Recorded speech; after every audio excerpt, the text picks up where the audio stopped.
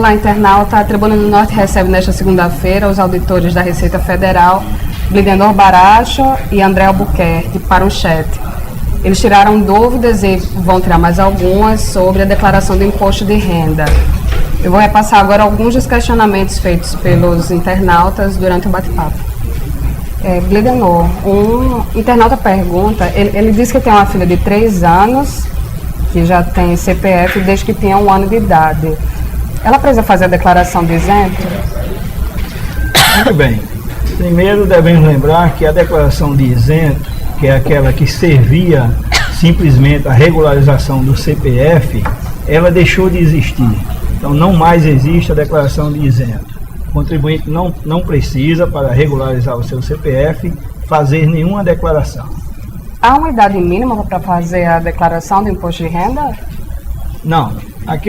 O dependente do contribuinte, ele pode, na declaração do titular, constar como dependente, e aí, se esse dependente tiver a partir de 18 anos, se torna obrigatório informar o CPF do dependente. Para aqueles que têm idade menor que 18 anos, não há necessidade de informar o CPF. Porém, o declarante, o titular, ele pode optar por incluir o seu filho, por exemplo, como dependente ou apresentar a declaração em separado deste filho. E para apresentar a declaração em separado, independe da idade do seu filho. Então pode mesmo um filho em tenra idade apresentar a declaração em separado dos pais. E há um limite de idade para apresentar a declaração? Uma pessoa com 80 anos, enfim, algum limite ou não? Sim, bem lembrado, né? Muitos contribuintes perguntam, né? O meu pai, o meu avô, né, fez 80 anos, ele ainda está obrigado a declarar? Essa pergunta tem sido muito comum. Então nós lembramos que a obrigatoriedade de declarar não depende da idade do contribuinte, e sim dos seus rendimentos e da sua situação econômico-financeira. Depende, além dos rendimentos, por exemplo, do patrimônio do contribuinte, né? Mesmo contribuinte, a título exemplificativo, que ele teve rendimentos inferiores ao limite anual que o obriga a declarar. No caso de rendimentos tributáveis, esse rendimento esse ano é de R$ 23.499,15. Mesmo ele não estando nessa condição de obrigatoriedade, ele pode se obrigar a apresentar a declaração pelo fato de ter um patrimônio superior a 300 mil, por exemplo. Certo. Os contribuintes têm muitas dúvidas em relação a financiamentos. No caso de imóvel, o contribuinte comprou um apartamento na planta, mas ainda não recebeu. Ele deve declarar ou não esse bem? Sim. Independentemente de já possuir o bem, o contribuinte que faz a aquisição de um bem no ano calendário, ele se obriga a incluir esse bem ali na ficha de bens e direitos, né? A antiga declaração de bens. Isso se ele tiver adquirido esse bem até 2011, no caso dessa declaração.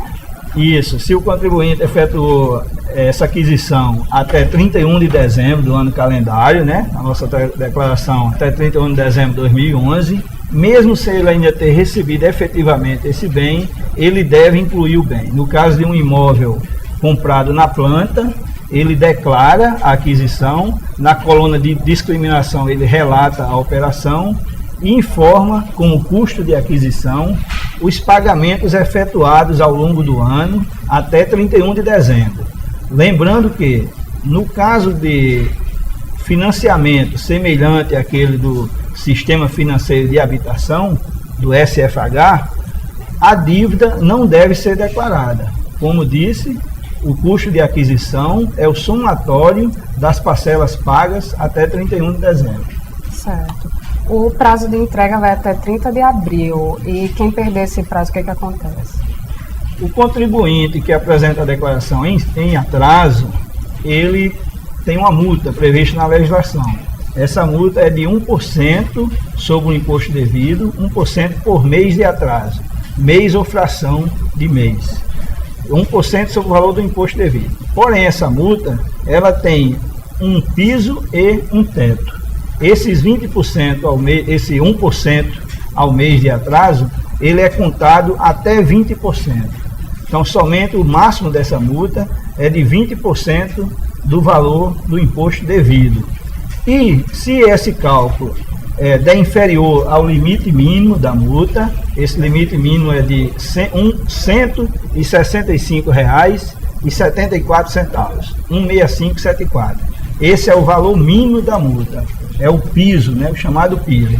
Então, como eu disse, tem um piso de 165,74 e um teto que é de 20% do valor do imposto devido.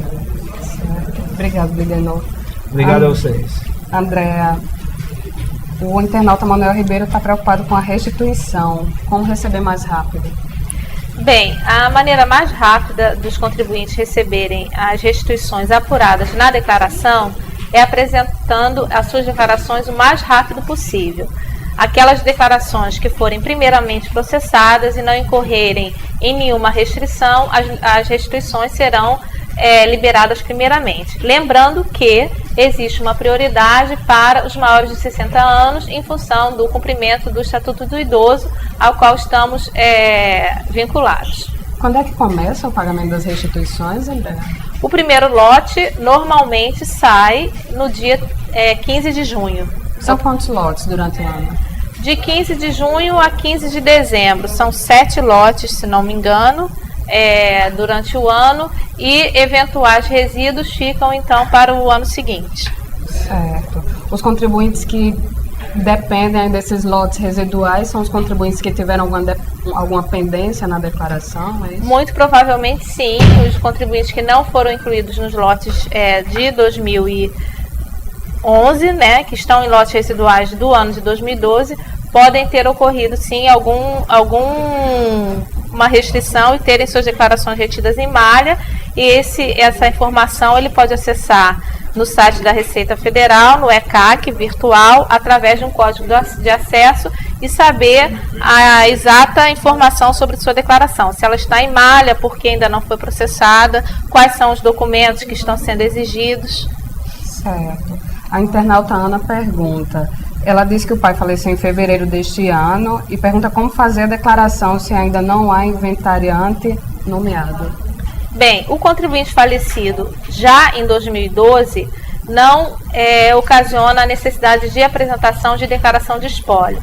A declaração a ser apresentada em 2012, relativa ao ano calendário 2011, será apresentada em nome do contribuinte falecido, como se dele fosse.